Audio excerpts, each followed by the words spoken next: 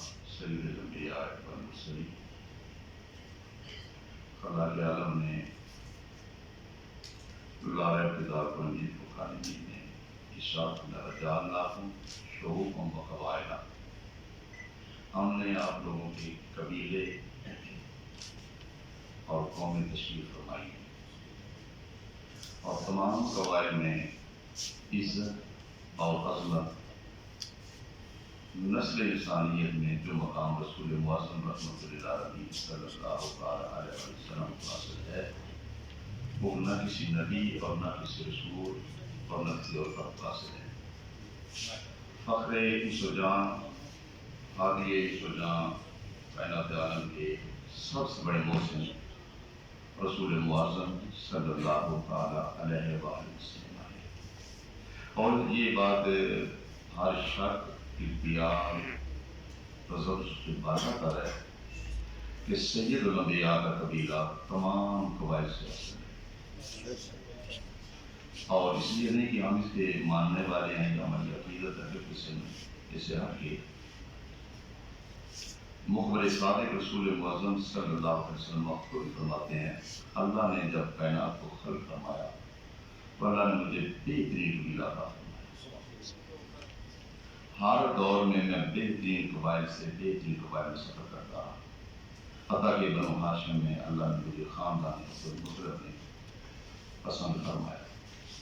یہ انتخاب، یہ سلیکشن کسی عام انسان کی نہیں، یہ اللہ کی، یہ گاڈ سلیکشن ہے۔ جب خالق کسی کو عزت عطا فرماتا ہے تو خالق کے اس اعلان کو تسلیم کیا جاتا ہے، اسے چیلنج نہیں کیا جاتا۔ رسول معظم رحمۃ للعالمین کی ذات اور حضور کی آل تمام ذوات مقدسہ سے بالا ہے۔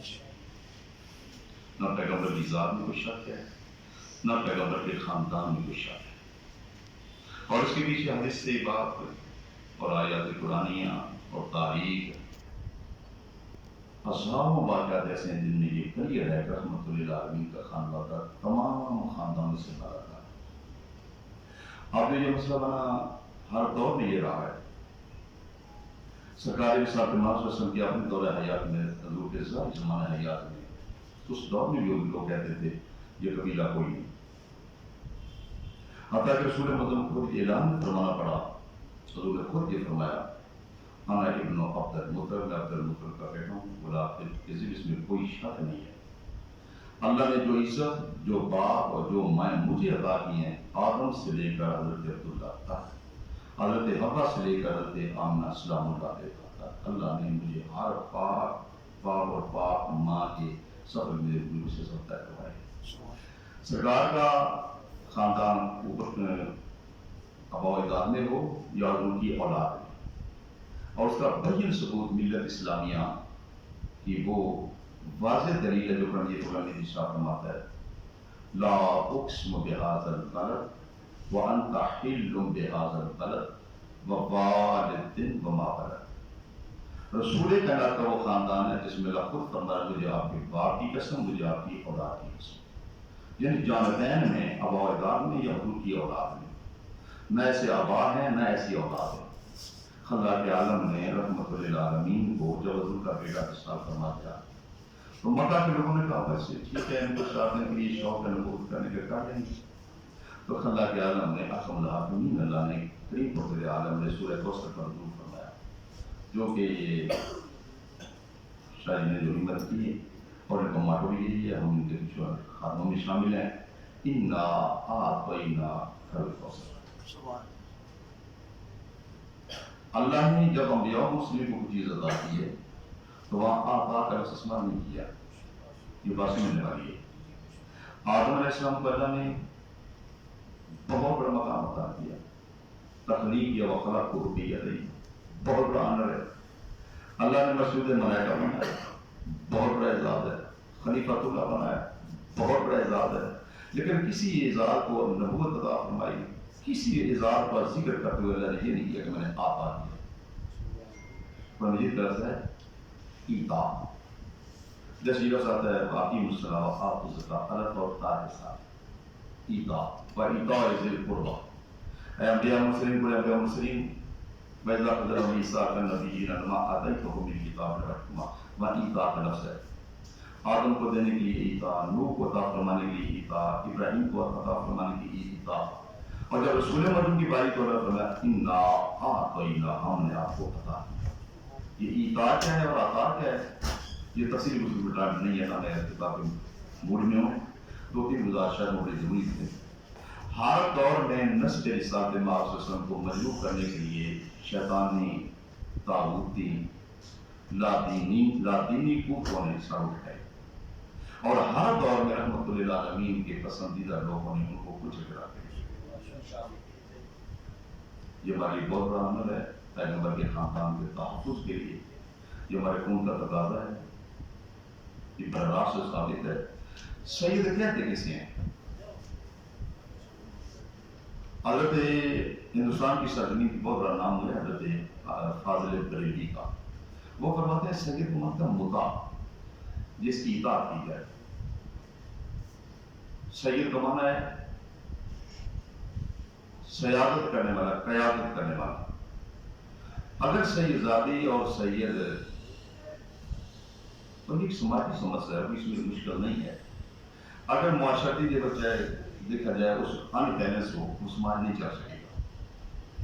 نکاح سیدہ کے حوالے سے جب کسی مطاع کو مطیع بنا دیں، ایک ہے ہی مطاع، اس کی اطاعت کی جائے، اسے ہم مطیع بنا دیں، تو نظام کیسے چلے گا؟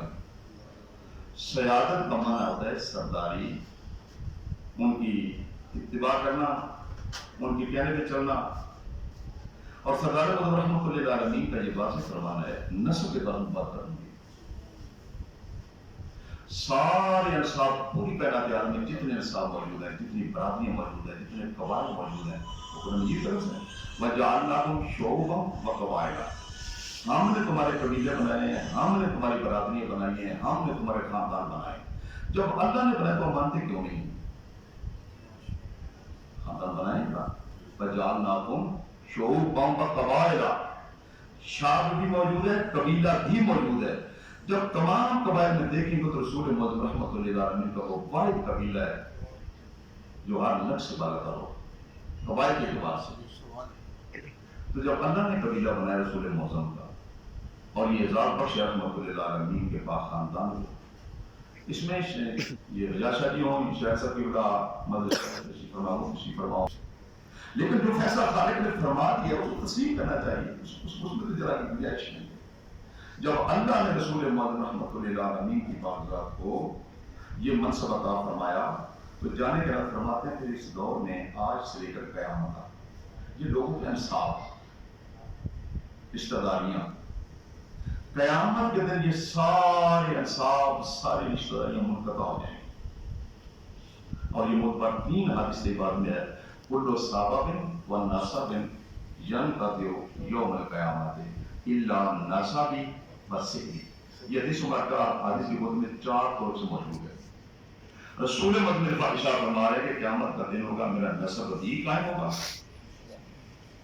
میرا سبب بھی قائم ہوگا۔ یہ 2 لفظ ہیں، نسب اور سحر۔ نسب کیا ہے؟ یہ سمجھ بڑی بات ہے۔ نسب کیا ہے؟ نسب یہ ہے محمد بن عبداللہ، عبداللہ بن عبد المطلب، عبد المطلب بن ہاشم، ہاشم بن عبد مناف، عبد مناف بن حسین، حسین بن کلاب، کلاب بن مرہ، مرہ بن قاب، قاب بن لوئی، لوئی بن غالب، غالب بن فہر، فہر بن مدرکہ، مدرکہ بن الیاس، الیاس بن نضر، نضر بن کنانہ، کنانہ بن خزیمہ۔ یہ وہ پاک شریع رحمت اللہ علیہ کا جس نے آج تک کسی فرد نے مجھ نہیں ہوتا۔ یہ سب یہ حضور کا نسب۔ اب سیر کیا ہے؟ اب سیر کسے کہیں گے؟ یہ سمجھ بڑا خوبصورت ہے قرآن مجید کا، اور رسول مدن جس نے فرمایا۔ لوگ کہتے ہیں شاید وہ لوگ جس سے ذاتیوں سے رشتہ کر لیتے ہیں وہ سسرال بن جاتے ہیں۔ یہ سسرال کا لفظ ہمارا ہے اردو میں، یہ ہم استعمال کرتے ہیں۔ عربی بڑا خوبصورت اظہار عربی کا بنا، اور سسرال کے لیے 2 لفظ مانگتے ہیں، ایک اختان، ایک اصحار۔ ایک اصحار، ایک اختان۔ یہ ختن کیا ہے اور صرف کیا ہے؟ ہم کہتے ہیں یہ بچی کے سسرال، یہ لڑکے کے سسرال، ہم تو دونوں کو سسرال کہتے ہیں، لیکن اب عربوں میں ایسا نہیں ہے۔ میں قدرت کو میرا ہوں، آپ چیک کر لیں، ڈکشنریاں اتار دیکھ لیں، کس سے پوچھ لیں، تو میں وقت ضائع کرنے نہیں چاہتا۔ حضرت علی रहमत लिल आलमीन के सिर नहीं। हजरत अली को पैगंबर खुद इरशाद फरमाते हैं, अली खातम रसूलुल्लाह, अली तुम्हारा खत्म है। हालांकि इसका वही है दामाद और ससुराल। ये बच्चे के जो वालिदैन होते हैं वो अख्तान में शुमार होते हैं, असाद लड़के के रिश्तेदार होते हैं। रहमतुल्लिल आलमीन की बात ने ये खुद वाज़ेह कर दिया है। आप लोगों को ये कहना है कि वो रसूल कायनात का ससुराली रिश्ता कहाँ से निकला है, कि सैयद तो गैर सैयद का शादी कर ले, लेकिन गैर सैयद बच्चा वो सैयदा की शादी न करे। फुक़हाए किराम ने मुतफ़िक़ा तौर पर इसका फैसला दे दिया। आज से सदियों का ये फैसला हो चुका। रसूल मोहम्मद रहमतुल्लिल आलमीन के पाक खानदान में रसूल खुद फरमाते हैं, लौला अली, अगर अली ना होते तो मेरी बेटी फातिमा तुज़ार का कोई क्या इंसानियत मौजूद नहीं थी। मक्का शहरवार नहीं था, मदीना शहरवार नहीं था, लखों का इंसानियत मौजूद थी। लेकिन इसके बावजूद रसूल ये फरमा रहे हैं, और वो सच्चा रसूल कह रहा है, अगर अली ना होते तो मेरी बेटी का कुफ्र नहीं था। ये तब मैं फुक़हाए किराम में थे कुफ्र की। अच्छा, कुफ्र देखा किसमें जाता है, किस चीज में देखें कुफ्र का क्या माना मफहूम का? बराबरी हम साई। एक खामद अगर किसी एक मर्द किसी गैर मुसलमान से शादी करे तो ये कुफ्र है। गैर मुसलमान औरत मुसलमान से शादी करे तो जायज है। तमाम फुक़हाए किराम ने इसमें शराइत आयत दी हैं। कुफ्र जो वो देखा जाएगा, उसको जायजा लिया जाएगा, क्या उसका कुफ्र है भी या नहीं। सबसे पहले दीन देखा जाता है, अदियान देखे जाते हैं, इसका दीन कौन सा है, इसका दीन कौन सा है। क्यों देखे जाते हैं? चूंकि वहां से एक नई जिंदगी शुरू होगी। एक आदमी का दीन और दूसरे का और, वो तो सोच तो लड़ाई रहेगी। तो जिस गांव में लड़ाई रहेगी, बच्चों की तरबियत कौन करेगा? सबसे पहला फुक़हाए किराम ने कुरान मजीद फुरकान हमीद और पैगंबर के इरशादात के पेश नजर जो उन्होंने ताय्युन फरमाया, वो ये कहता है कि सबसे पहला है दीन, ध्यान देखी जाए। अगर कोई मुसलमान है तो मुसलमान सच ठीक है, मतलब कोई है किसी को कोई इतराज नहीं। उसका दीन देखा जाएगा, उसकी मईशत देखी जाएगी, उसका नस्ब देखा जाएगा, उसका मुआशरती लेवल समाजी लेवल वो चेक किया जाएगा। अगर नहीं होगा तो परेशानी बनेगी। जबर नहीं है इसमें। रसूल कायनात का मसला वो तो कति तो हराम है। सैयदजादी का गैर से वो मुमकिन ही नहीं है, वो तो नामुमकिन आदमी है। रसूल कायनात के जैसा पाकीज़ा खून, तय्यब खान खून और एक नजस, कौन को इकट्ठा करेगा? तय्यब है, नजस नजस। एक चीज पाकीज़ा है, एक हराम है, दोनों को मिक्स करेंगे तो रिजल्ट आपके सामने आ जाएगा। मैं मिसाल देना चाहता हूँ। रहमतुल्लिल आलमीन की बात फरमाते हैं सरकार मौजूद, इन्नमा सदक़ातु ला तहिल्लु लि मुहम्मद वला लि आलि मुहम्मद, ये सदक़ात मैं मोहम्मद और मेरी आल के लिए अल्लाह ने हराम कर दिया। ये अल्लाह ने हराम कर दिया। एक आम आदमी सैयदी वगैरह खानदान पाक रसूल का कोई और खानदान है, किसी कबीले से हो, अगर वो गरीब हो गया, तलाश हो गया, उस पर सदका जायज, वो सदका ले सकता है, ज़कात ले सकता है। इस्लामी समाज जितनी उसकी ड्यूटियाँ लगाई मुसलमानों की खाल के कायदात में, जितने टैक्स रिजर्व करते हैं, ज़कात है, ये सदकात हैं, वो वसूल कर लेगा। आप तो मैं अगर कोई सैयदादी गरीब हो जाए तो फिर वो कर लेगी, उसमें वैसे पैगंबर हराम कर दिए। मस्जिद नबवी के सीन में रसूल मद ने प्रैक्टिकल करके दिखाया है। मौला हसन तशरीफ ये तो समझा रहे थे उस वक्त। मौला हसन ने ये नहीं को पता था मौला को, एक खजूर उठाई, दान बाटी में डाली, पैगंबर की उंगली डाल के निकाली और फरमाया, बेटा हसन ये सदके की खजूरें हैं, इन्नमा सदका ला तहिल्लु लि मुहम्मद वला लि आलि मुहम्मद, ये सदका कौन के हराम है, मुझ पे भी हराम है, मेरी आल पे भी हराम है। वो जो ढेर लगे हुए खजूर को वो बाकी के लोग कौन ले गया? वो और थे जो लेकर चले गए, वो सादात नहीं थे, वो गए सादात पैगंबर को अता किया था और वो लेकर चले गए थे। जो एक खजूर भी ना खा सके उसी को मार कह रहे हैं, वही तो फूल रसूल है। पैगंबर ने जो मना किया कि निकाह न करे उसकी वजह, अगर हम किसी खुदा न कभी ना ऐसा मत लाए, अगर किसी शादी कर दें गैर सैयद का निकाह सैयदा से कर दें और वक्त ऐसा आ जाए, वो भाई से ज़कात ले आएगा, उधर से ज़कात लेके आ रहा है, फितराना लेके आ रहा है, वो चढ़ है कुर्बानी या कोई और सदका मुसलमानों की है, वो खैरात उठा के डालो, खामन के लिए जायज है। दस्तरखान एक है, एक जगह में मियां बीवी बैठ जाएं, ऊपर से फौरन बिल आ जाए, یہ نہیں کھا سکتے یہ کھا سکتا، تو کیا کریں گے آپ؟ اس کو کہتے ہیں حلال اور حرام کو گائیڈ مت کرنا، حلال اور حرام کو مکس نہ کریں۔ قرآن مجید فرقان نے بار بار منع کیا ہے، ولا تلبسوا الحق بالباطل، حق کو باطل سے گڑبڑ نہ کرو، حق حق ہے، باطل باطل ہے۔ اور جو لوگ اپنے آپ کو صحیح کہلاتے ہیں نہیں کہلاتے ہیں، ان کے بارے میں قرآن مجید فرقان حمید نے بڑا واضح ارشاد فرمایا، یہ سورہ اعراف کے آیت نمبر 5 ہے، ادعوہم لآبائہم، ان کو ان کے باپوں سے بلاؤ۔ جو اپنا باپ چھوڑ کے کسی اور نام سے مشہور ہونا چاہتا ہے، آپ اس کو کیا کہیں گے؟ ایک تو وہ قرآن کی مخالفت کرے گا، قرآن نے کہا اس کے ماں باپ کے نام سے بلاؤ، وہ خود کہنے کرے گا یہ باپ ہے ہی نہیں، اس کا منع کیا بنے گا؟ اس کا منع سادہ سے یہ بنے گا، یا وہ یہ کہنا چاہ رہا ہے میری ماں بدکارہ ہے، یا وہ خود کر کلیم کرنا چاہ رہا ہے کہ میں اس کا ہوں ہی نہیں۔ اگر باپ کا نہیں کر رہا ہے تو کس کا کر رہا ہے گا؟ پھر تو حرامزادہ بنے گا۔ اسی لیے تو خدا نے منع کر دیا، ادعوہم لآبائہم وہو اقسط عند اللہ، اللہ کے عدل کے نزدیک سب سے بہتر چیز یہ ہے کہ بچے کو اس کے باپ کے نام سے بلاؤ۔ تو ہم نے باپ کیوں چیز کریں گے آپ؟ وہ تو خدائی تقسیم تھی، اللہ نے علی کو حسن عطا کر دیا، اللہ نے حسین علی کو عطا کر دیا، اتنے خوبصورت شہزادے اللہ نے کسی نبی کو عطا نہیں کیے، یہ تو خالق کی تقسیم تھی۔ نسب سات محمدیہ صلی اللہ علیہ وسلم ایک ہے رسول کی ذات، یہ بات بڑی سمجھنے والی ہے، ایک ہے پیغمبر کی ذات، ایک ہے پیغمبر کا مشن۔ جہاں تک تعلق ہے رسول کی ذات کا، لوگوں نے پیغمبر کے خون پہ کون سا حملہ نہیں کیا، کون سی حرکت جو رسول کائنات کے خاندان کو مجروح کرنے کے لیے نہیں کی گئی؟ کسی کو کافر کہہ دیا، کسی کو قتل کر دیا، مرڈر کر دیا۔ آپ جو مشن کا رسول کا دوسرے نسلوں میں شہزادی کے ساتھ نکاح کرنا، یہ قتل نبوت ہے۔ رسول کے مشن کو آپ قتل کرنا چاہ رہے ہیں، تو اگر رسول کے مشن کو قتل کرنے دیں تو مسلمان تو کلیم نہ کریں گے۔